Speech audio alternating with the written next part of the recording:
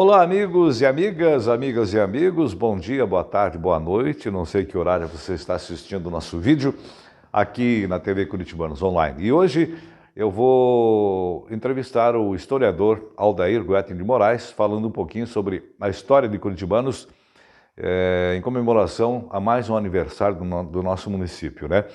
Mas antes de iniciar a entrevista, eu quero parabenizar pela segunda vez Curitibanos. Uma pelo seu aniversário e a outra que no dia 2 de junho, na quarta-feira passada, esteve em Curitibanos o governador do estado, Moisés da Silva, e assinando um convênio aí de mais de 25 milhões de reais. Então eu quero dar os parabéns ao prefeito Cleves, toda a sua equipe, parabéns curitibanos. Esses 25 milhões e pouco, né, vai ser para a construção da arena de eventos, arena multiuso, lá no Jardim Botânico e também para o novo posto de saúde do centro. Parabéns, curitibanos, pelo seu aniversário. Parabéns, curitibanos, por ter conseguido esse valor, que é um valor significativo. Parabéns, Cleberson e toda a equipe. E todos nós estamos de parabéns. É já que eu volto com a entrevista com o nosso grande historiador, Aldair Guetin. Muito bem, agora sim, então, conversando com o nosso historiador curitibanense, Aldair Guetin de Moraes. Aldair, é um prazer recebê-lo aqui em nosso canal de TV Curitibanos Online. Prazer é meu. E falar um pouquinho da história de Curitibanos. Em outros vídeos que faremos no futuro, já conversei com o nosso professor, ele nos dará um pouquinho do seu conhecimento sobre Contestado e também sobre a Revolução Farroupilha e outros assuntos de interesse aqui da região. Aldair, estamos comemorando aí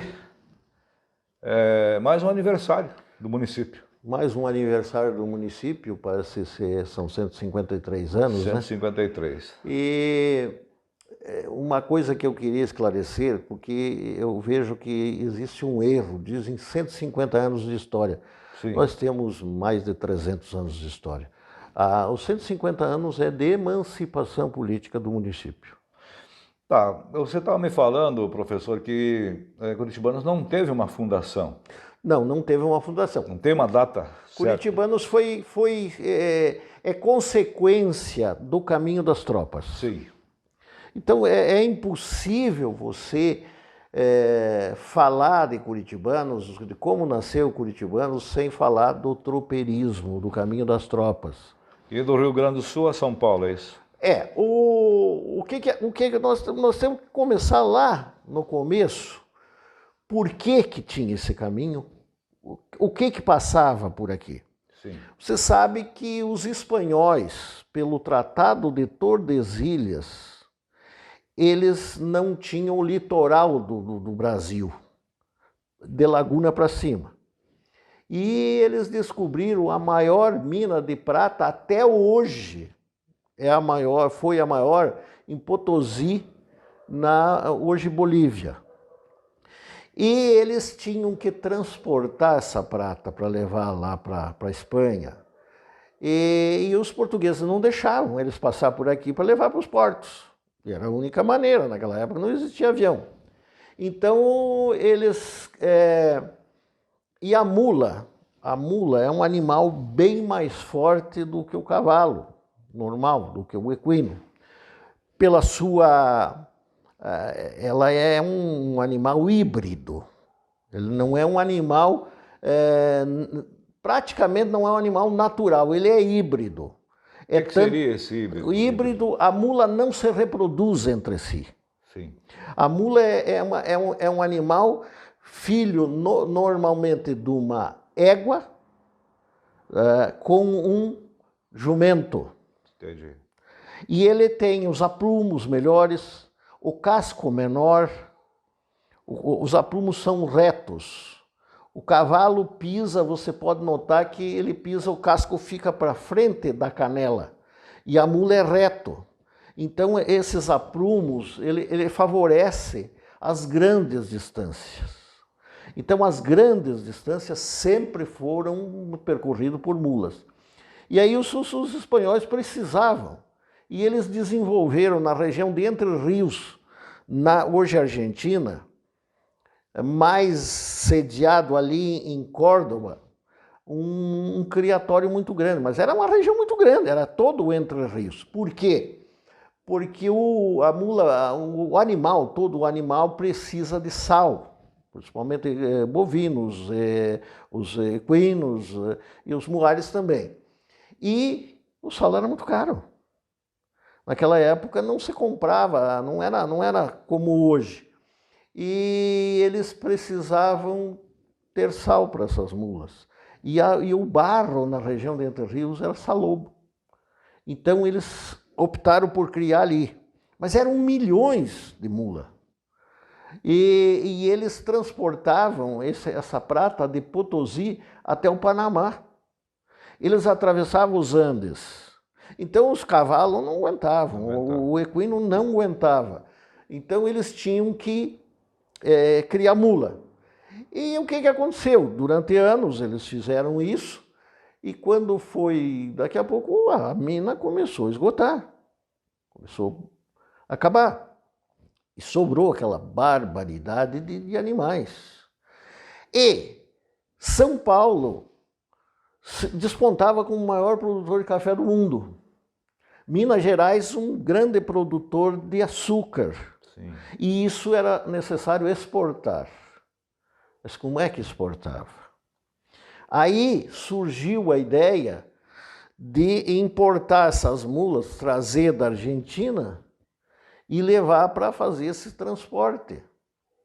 Um amigo meu de Sorocaba, que foi jornalista do jornal O Globo durante 40 anos, Sérgio Coelho de Almeida, ele escreveu uma coisa interessante, que você já imaginou um navio chegando em Santos ou no Rio de Janeiro, descarregando e sendo levado para o centro do país só em lombo de mula e sendo recarregado também em lombo de mula? Você já imaginou a quantidade de mula? Porque eu faço uma conta hoje, uma carreta. Sim. Hoje, vamos pegar uma normal, porque essas maiores é muito mais, mas são 30 mil quilos. Uma mula carregava normalmente 90 quilos. Disse os burros mais fortes, eles colocavam até 120. Agora você imagine a quantidade de animais que era necessário. Transportar toda essa quantidade. E aí começou a primeira tropa que passou em Curitibanos, que tem registro, que a gente sabe. Claro que já tinha sido feito a primeira estrada, que depois nós vamos entrar nesse assunto, mas a primeira tropa passou por volta de 1733 ou 34. Por que eu digo assim? Porque eles viajavam no verão.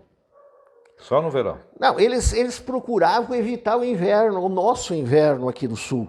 Sim. Porque era muito rigoroso. E os rios enchiam, não tinha ponte. Então eles procuravam a época melhor.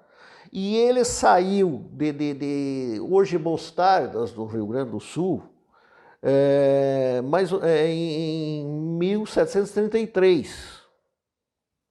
Então ele deve ter, se ele saiu, vamos dizer, o ciclo tropeiro mesmo mais forte, não que eles não tropeassem em outras épocas, mas era de novembro a março na nossa região.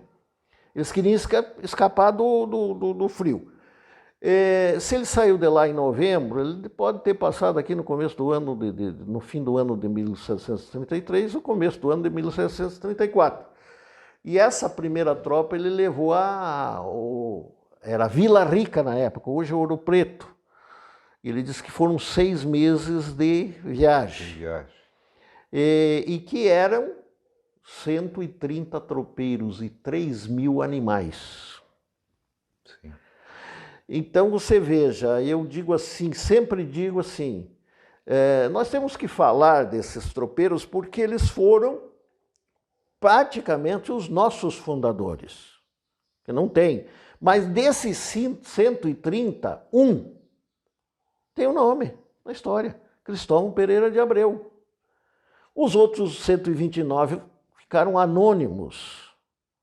E o Cristóvão escreve isso, que eram 3 mil animais, 800 eram seus e o restante de tropeiros anônimos. Então isso nos dá assim uma visão de quantas pessoas passaram na nossa... Eu estou falando da primeira tropa. E isso foi praticamente até depois, porque a Feira de Sorocaba ela terminou em 1897.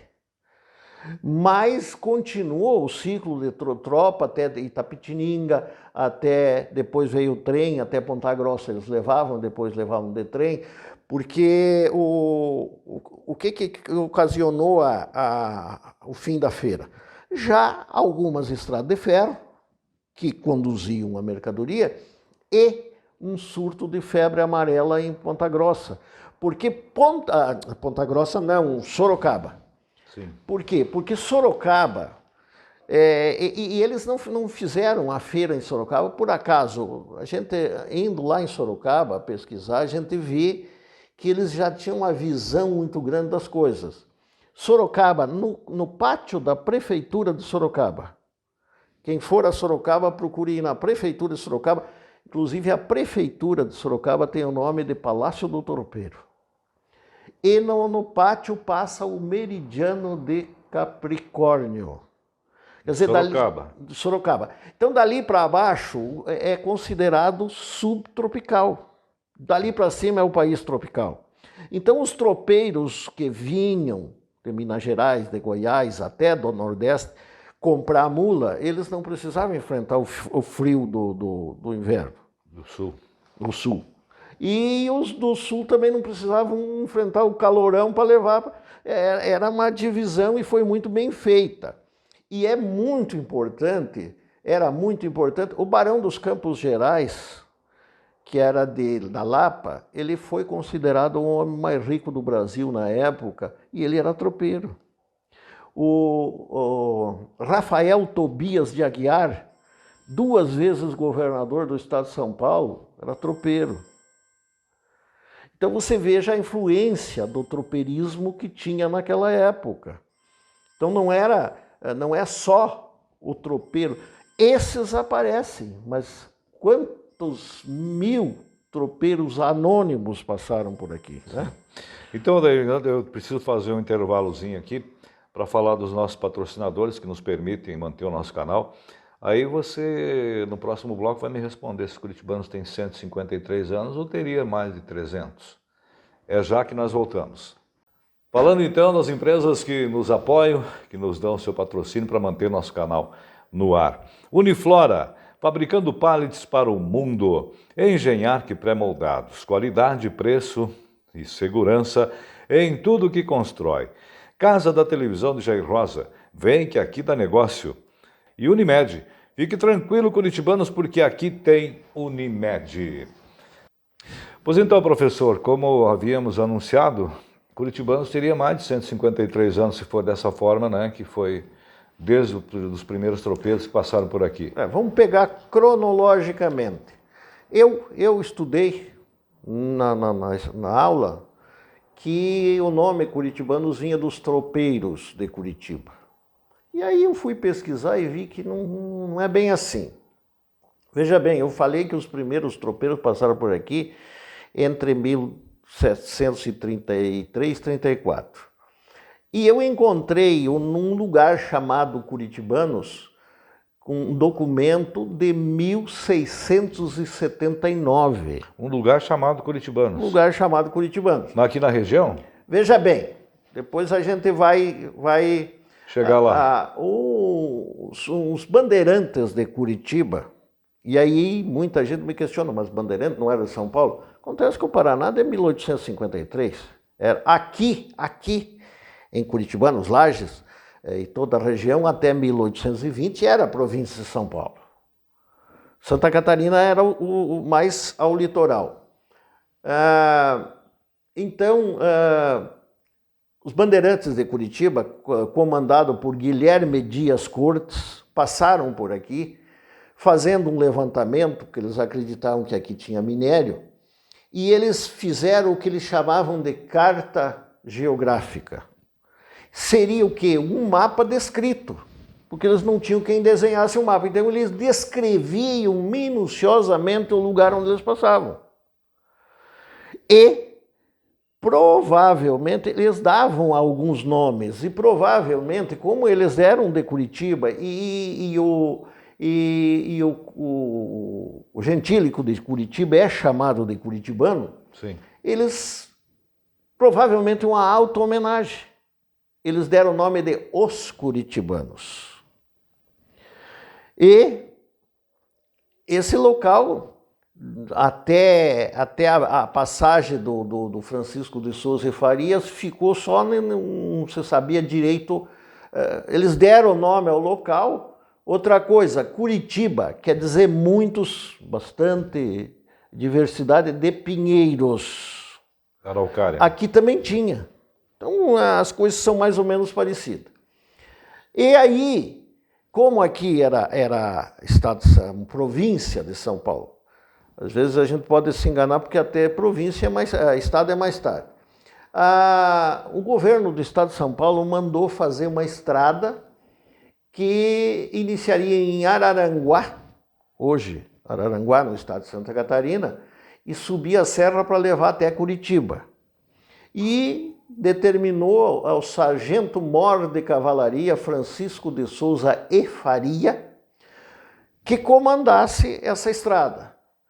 E ele começou essa estrada em fevereiro de 1728 e chegou em Curitiba. Eu não encontrei pelo menos uma data definida, mas ele diz que chegou no dia de Nossa Senhora da Luz de 1933. Quantos anos deu aí para construir? Não, de 1930. De 1930. Então foram 2 anos, né? 2 anos. Ele deve ter passado por aqui por volta de 1829, mais ou menos. Sim. E eu fui consultar um padre para saber o dia de Nossa Senhora da Luz. E é em setembro, e se não me engano é 17 ou 19 de setembro, por aí. É um dia assim. Então, e ele também, no seu relatório, ele coloca algumas localidades. E uma dessas localidades, ele fala no Rio dos Cachorros, fala nos curitibanos. Então você vai começando a se localizar. E aí ele fala no Campo Alto, no Espigão. Na Serra. A Serra, hoje, que nós conhecemos Serra do Espigão, ele não se refere como Serra, ele se refere como um morro chamado Espigão. E aí ele vai falando até chegar no rio Una, que o Una, na linguagem indígena, quer dizer negro. É o Rio Negro lá no Paraná, no divisa hoje. E chegou em Curitiba segundo o que a gente pode apurar, setembro de 1730. E aí, na 1733, 34, como eu falei, o Cristóvão Pereira de Abreu passa com a primeira tropa que se tem notícia, que ele diz que eram 3.000 animais e 130 tropeiros. 800 eram sua e o restante tropeiros anônimos. E ele também faz um relatório. E esse relatório fala novamente no Rio dos Cachorros e fala que do Rio dos Cachorros nos curitibanos mais ou menos 2,5 léguas. E ele fala que dos curitibanos na Parada das Lagens, mais ou menos 12 léguas. Então você veja que as distâncias vão nos dando uma ideia de onde era, né? Sim, sim. E também ele faz, ele fala do restante da estrada. E essa tropa, como eu já falei, foi até a Vila Rica. Então, curitibanos começam a aparecer e se definir numa localidade. Depois a gente passa um tempo que a gente não tem documentos que falem de curitibanos. Aí, em 1808, a Câmara de Curitiba emite um documento que seriam fundados alguns povoados ao longo do caminho das tropas. E sai um relatório, e nesse relatório um dos locais é curitibanos, nos curitibanos. Sim. Aí, novamente, tem um espaço Em 1829, um cidadão chamado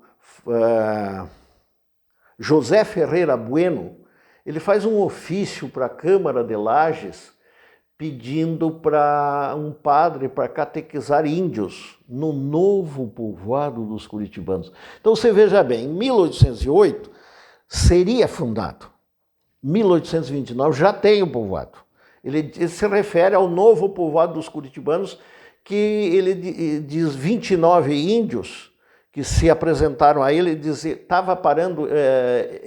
estava eu parando rodeio na minha fazenda nos curitibanos quando 29 índios se apresentaram a mim e pediram proteção.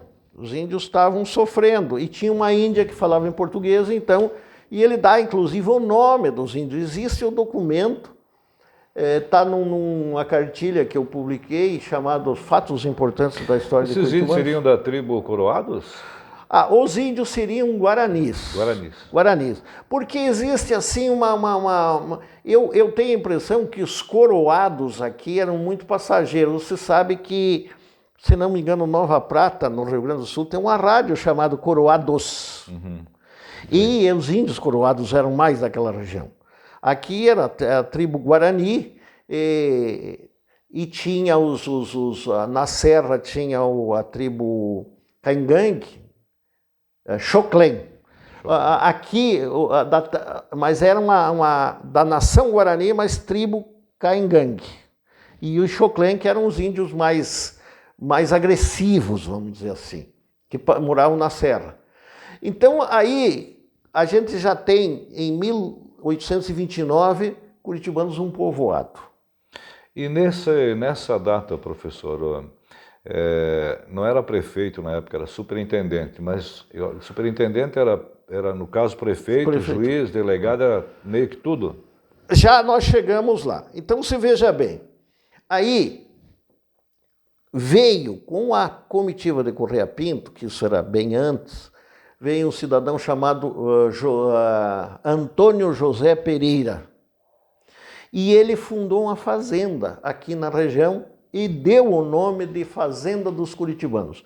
Isso é 1773 já. Sim. 1773. Então, só para deixar assim mais teoricamente explicado. 1732, 33, passou a primeira tropa. Isso. E lá em 1773. 73. Daí teve o Correia Pinto. O Correia Pinto já estava em Lages antes, esse cidadão fazia parte da comitiva do Correia Pinto, tanto que quando ele morreu, a história registra que ele foi sepultado no chão da Capela Mor de Lages. Uhum. Então ele fazia parte, era agente do Correia Pinto, mas ele tinha uma fazenda aqui. E essa fazenda tem uma coisa interessante. Se tem uma ideia que ela seria um pouco ao norte, uns 8 quilômetros daqui da cidade, ao norte, seria talvez a primeira tentativa de uma fundação de alguma coisa. Porque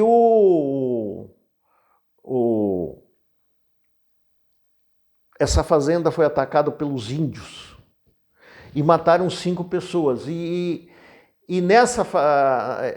nesse local diz a história, existia uma lagoa que tinha fama de mal assombrada e próximo a um morro, onde eles sepultaram essas pessoas. E ali na lagoinha que tem esse local, esse cemitério e a lagoa. Uhum. Então, aí, mas você veja que isso eu tinha falhado porque é anterior ao povoado, né? 1770. 1773, o povoado foi em 1829 que tinha, né? Aí, é claro que foi crescendo. E aí, em 1851, ele passou a distrito de Lages, e o nome era o seguinte: Distrito de Curitibanos e Campos Novos Reunidos. Mas a sede era Campos Novos. Distrito de Curitibanos e Campos Novos Reunidos. Reunidos, esse era o nome oficial. Em 1864, Curitibanos passou a freguesia de Nossa Senhora da Conceição dos Curitibanos. E aí a sede do distrito veio para cá. Sim. 1864. E, claro, foi crescendo. No dia 11 de junho de 1869, Curitibanos passou a município. Desligou de Lages. Desligou de Lages, passou a município, e na lei que criou o município de Curitibanos diz o seguinte: o distrito de Curitibanos se desmembrou de Lages, com os distritos de São João dos Campos Novos e Nossa Senhora do Amparo do Campo de Palmas. Só que esse Nossa Senhora do Amparo do Campo de Palmas, até hoje eu não sei onde é que é. Não seria Palmas, no Paraná? E eu acho que não. Já que Canoinhas pertencia para Curitibanos. Canoinhas pertenciam a Curitibanos. Então você veja bem, mas Curitibanos tem uma curiosidade, era uma vila. Ele só recebeu o título de cidade em 1938. 1938. Era a vila de Curitibanos. Então, o primeiro distrito a se desmembrar de Curitibanos, se não me engano, foi logo em seguida, 1888, não tenho essa certeza absoluta, foi Campos Novos. Campos Novos se desmembrou de Curitibanos e, em 1911, Canoinhas se desmembrou de Curitibanos. Joaçaba também pertencia? Não, Joaçaba é do outro lado do rio. Erval do Oeste, sim. Videira, por exemplo, lá de cá. Do lado do rio, não? Não.